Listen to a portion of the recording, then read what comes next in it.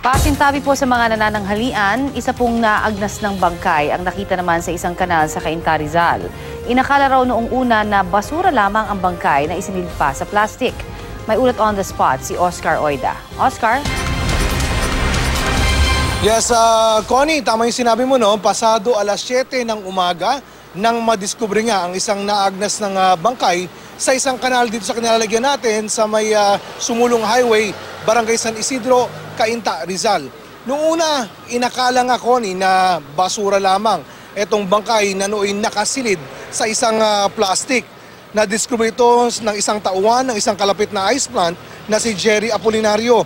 Inutusan daw siya na tanggalin ang mga bara sa harapan ng kanilang planta. Sa pagkakakalang basura lang, hinila ni Jerry ang naturang plastic at nabutas ito. At doon niya nakita ang inuud ng bangkay.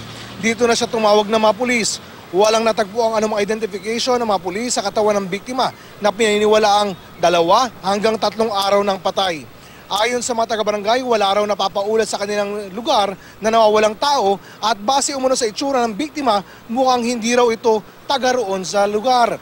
Ayon naman sa PNP Cainta, kasalukuyan pa rin sinagsasagawa ng investigasyon kaugnay nito. Connie? Maraming salamat, Oscar Oida.